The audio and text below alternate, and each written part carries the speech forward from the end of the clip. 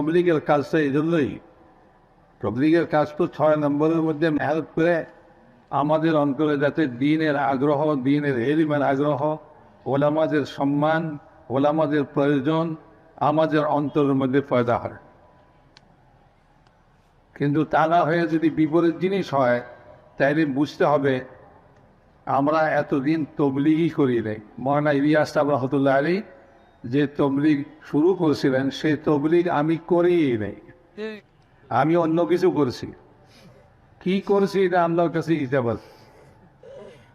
এখন অনেকে আশ্চর্য হয়ে পড়ে যে 40 বছর যাবৎ তবলিগ করা কেন ওলামাদের থেকে মুখ ফিরিয়ে নিতেছে। আশ্চর্য হবার কিছুই নাই। ভিতরের যে খারাপি এইটাকে আল্লাহ তাআলা জাহের করার জন্য এই বর্তমান পরিস্থিতিকে সৃষ্টি করেছেন, আর এই কথা বুঝাই দিতেছেন 40 বছরের তবলিগ ওই ভিতরের খারাপির কারণে তবলিগই হয় নাই।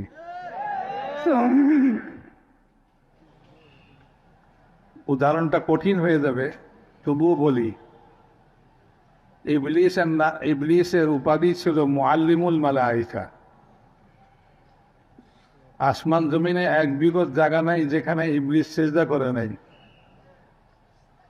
ফেরেশতাদের চেয়েও বেশি ইবাদতগুজার, কিন্তু ভিতরে তার এক এমন খারাপই ছিল যেটা কেউ জানতো না আল্লাহ ছাড়া। আল্লাহ তাআলা ইচ্ছা করলে কাউকে না জানাই ইবলিসকে মরদুদ ঘোষণা দিতে পারতেন, যা তুই আমার রহমত থেকে দূরে।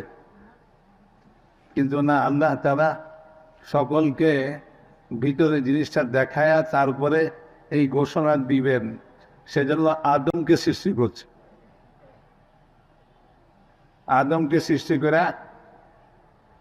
সমস্ত ফেরেশতা, আসমানবাসী, ইবলিস সহ সকলকে বলছে সিজদা কর। তো সবাই তো সিজদা করছে, কিন্তু ইবলিসের ভিতরে যে খারাপি ছিল ওইটা প্রকাশ পেয়ে গেছে। সে কয় আনা খায়রুম মিন, আমি তাকে সিজদা করব। সে হলো মাটির বানানো আদম, আর আমি এলাম আগুন থেকে সৃষ্টি। তা আগুন কখনো মাটির কাছে নত হয় না। মেয়েরা মহতারাম দোষটা বুঝলো, সে আল্লাহর সঙ্গে যুক্তিতর্ক তো আল্লাহর সঙ্গে প্রয়োজন নাই। আল্লাহ আমি সৃষ্টি, আমাকে আমার কর্তব্য হলো আল্লাহ তাআলার হুকুমকে বিনা বাক্য ব্যয়ে গ্রহণ করে নেওয়া। তো তার ভিতরের ওই খারাপিকে জাহির করার জন্য আল্লাহ তাআলা আদমকে সৃষ্টি করে এক পরিস্থিতি সৃষ্টি করছে। বর্তমান পরিস্থিতিও আমি মনে করি আল্লাহ তাআলা আসল নকলের পার্থক্য করার জন্যই আল্লাহই সৃষ্টি করছে। 40 বছরের তবলিগ মহাকুচি বেহেশতের সার্টিফিকেট পেয়ে গেছে। 40 বছর 50 বছরের তবলিগ আসলে কি তবলিগ ছিল এটাকে প্রকাশ করার জন্যই আল্লাহ তাআলা এই পরিস্থিতি সৃষ্টি করছে। তা না হলে যে মেহনতের দ্বারা ওলামাদের নিকটবর্তী হওয়া উচিত, যে মেহনতের দ্বারা ইলমের মুখাপেক্ষিতা বাড়া উচিত, যে মেহনতের দ্বারা ওলামাদের সম্মান দিলের মধ্যে বাড়া উচিত, যেই মেহনতের দ্বারা ওলামাদের নিকটবর্তী হওয়া উচিত, সেই মেহনতের দ্বারা কেন ওলামাদের থেকে দূরে সরে গেলাম? আজ ওলামাদের সম্পর্কে অসম্মানজনক কথাবার্তা, কটূক্তি একটু দ্বিধা করতেছে না। ওলামাদের গায়ে হাত তোলা এটাও একটু দ্বিধা হইতেছে না। আর ওলামাদের পথ ছেড়ে দিয়া ভিন্ন পথ অবলম্বন করা। এই জন্য মেরে মহতারাম দোস্তা বুজুর্গ, এই সমস্ত ওয়াজাহাতি জোরগুলা যে সমস্ত আপনারা এখানে আসছেন, এই কথাটাই পরিষ্কার করার জন্য। আর যারা ভ্রান্ত পথে দীর্ঘদিন তবলিগ করার পরেও ভ্রান্ত পথে যাচ্ছে, এটাতে আশ্চর্য হবার কিছুই নেই। এরকমই হবে। আল্লাহ কোরআনের মধ্যেও বলছেন, আলিফ লাম মিম হাসিবান নাস আন ইউতরাকু আন ইয়াকুলু আমান্না ওয়া হুম লা ইফতানুন। যারাই ইমানের দাবি করবে, যারাই তবলিগে ওয়ালা হিসেবে দাবি করবে, তাদের কোনো পরীক্ষা নেওয়া হবে না, এই কথা মনে করছে তারা। এরকম নয়, পরীক্ষা অবশ্যই আল্লাহ দিবে। আল্লাহ তাআলা আরেক আয়াতের মধ্যে বলছেন, মা কানা আল্লাহু লিয়াযারাল মুমিনিনা আলা মা আনতুম আলাইহি হাত্তা ইয়ামিজাল খাবিথা মিনাত তাইয়্যিব। আল্লাহ তাআলা মুমিনদেরকে, যারা ঈমানের দাবি করে, তাদেরকে এমনি ছেড়ে দিবেন না যতক্ষণ পর্যন্ত ঈমানদারদের মধ্যে কে আলো, কে মন্দ, কে খবিস, কে তাইয়্যিব ভালো, এইটার পার্থক্য না করে দিবেন। এই জন্যই বর্তমান পরিস্থিতি সৃষ্টি হয়েছে। এটা একটা পরীক্ষা। এই পরীক্ষার মধ্যে সেই পাস করবে যে হকের উপরে চলবে, আর হক ওলামাদের কাছ থেকে জিজ্ঞাসা করে নিয়ে হক রাস্তায় সে চলতে থাকে। আর যার বাতেন জিনিস দিনের মধ্যে ঢুকছে এতদিনের তবলিগে, সে ওলামাদের থেকে দূরে সরবে, সে তার বাতেল খাহেশকে পুরা করার জন্য।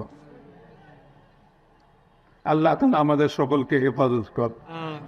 ওলামায়ে কেরাম এটার পথ প্রদর্শক হবেন, তাদের কাছ থেকে পরামর্শ নিব এবং তাদের পরামর্শেই এই কামকে আমরা করতে থাকব। এইটাই স্বাভাবিক কথা। অস্বাভাবিক কথা হইল ওলামায়ে কেরাম থেকে মুখ ফিরাইয়া নেওয়া, ওলামায়ে কেরামকে উপেক্ষা করা এবং তাদের প্রতি অন্তরের মধ্যে বিদ্বেষ পোষণ করা। ওলামায়ে কেরামকে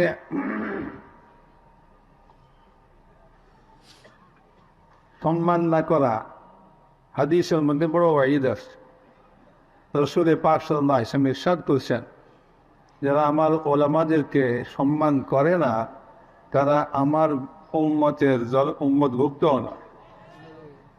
কত বড় কথা! আজ দুনিয়াতে এই কথা বুঝে যাবে না, কাল কিয়ামতের ময়দানে যখন রাসূল পাক সাল্লাল্লাহু আলাইহি ওয়াসাল্লাম হাউজে কাউসারে এই কথা বলবেন, সহকান সহকান, দূর হও দূর হও। এরা ওই সমস্ত লোকই যারা এই হাদিস মোতাবেক রাসূল পাক সাল্লাল্লাহু আলাইহি ওয়াসাল্লামের ইরশাদ যে তারা আমার দলভুক্ত অথবা আমার উম্মতভুক্ত নয়, তারাই কাল কিয়ামতের ময়দানে রাসূল পাক সাল্লাল্লাহু আলাইহি ওয়াসাল্লামের কাছ থেকে এই কথা শুনবে যে দূর হও দূর হও। এই জন্য মেরে মহতারাম দোস্ত বুজুর্গ, দেখেন ছবি উঠাবেন না, ছবি উঠানো খুব বলা হাদিসের মধ্যে আসছে। এটাও তো আমরা ওলামাদের কাছ থেকে জিজ্ঞাসা করি না। তো জিন্দগির সর্বক্ষেত্রেই আমরা ওলামাদের মুখাপেক্ষী। ছবি উঠানো যে একটা গুনার কাজ, এটাও দিল থেকে বেরিয়ে গেছে না জানার কারণে।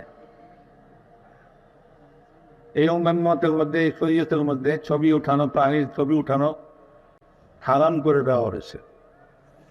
হাদিসের মধ্যে আসছে, আশাদুন নাসি আযাবান ইয়াউমাল কিয়ামাতি আল মুসাব্বিরুন।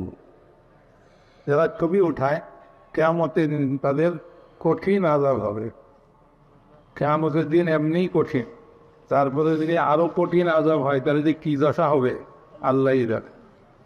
এক বিগত জমিন যে নাহকভাবে দুনিয়াতে কারো দখল করে রাখছে, কিয়ামতের দিন খাদ্যবক জমিন তার গলায় ঝুলাই দেওয়া হবে এবং এটা নিয়ে কিয়ামতের বিচার দিন শেষ হওয়া পর্যন্ত সে এই গলায় খাদ্যবক জমিন লইয়া দাঁড়ায় থাকবে।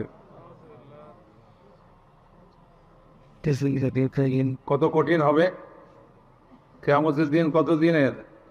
এই দুনিয়ার 50,000 বছরের সমান হবে। এই জন্য মেরে মহতারাম দোস্ত বুজুর্গ, সব জিনিসই ওলামাদের কাছে জিজ্ঞাসা করে করে চলা উচিত। উত্তরাধিকারী আল উলামা ওয়ারাসাতুল আম্বিয়া। আজ যদি নবী আসতেন তাহলে তো নবীকে সবাই মানতাম। নবী তার বদল ওলামাদেরকে রেখে গেছেন, যাদের সিনার মধ্যে আল্লাহ তাআলা নবীর ইলমকে রাখছেন। তাদেরকে মানতে কি অসুবিধা? কেন ওলামাদেরকে মানতে পারতেছি না? এই জন্য যে আর কোনো নবীর অপেক্ষায় আছি, কিয়ামত পর্যন্ত আর কোনো নবী আসবে না। এবং নবী আসলেও আমাদের যে ভাগ্য করবে তা নয়। নবীকে দেখেও বহুত মানুষ তাদের দুর্ভোগ, তাদের হতভাগ্য নিয়ে দুনিয়া থেকে বিদায় হয়ে গেছে। নবী আসলেই হয়ে যাবে তা নয়। ইলম আর ওলামা দুনিয়াতে রেখে দিচ্ছে, তাতেও কাজ হইতেছে না। যখন তুমি এরা মহতারাম দোস্ত বলতে হয় নসিব খারাপ, কপাল খারাপ, এছাড়া আর কোনো কিছু বলার নাই। তা না হলে হককে বোঝার জন্য ওলামায়ে কেরাম ভরপুর আমাদের দেশে, সারা দুনিয়াতে। এখনো ইলম বাকি আছে। হক বুঝবার জন্য ওলামাদের কাছে যাওয়া উচিত। আল্লাহ তাআলা কোরআনের মধ্যেই বলছেন, যদি তোমার হক বুঝে না আসে তবে ইলমওয়ালাদের কাছে যাও, তাদের কাছ থেকে হক বুঝে নাও। ফাসআলু আহলা যিকরি ইন কুনতুম লা তা'লামুন।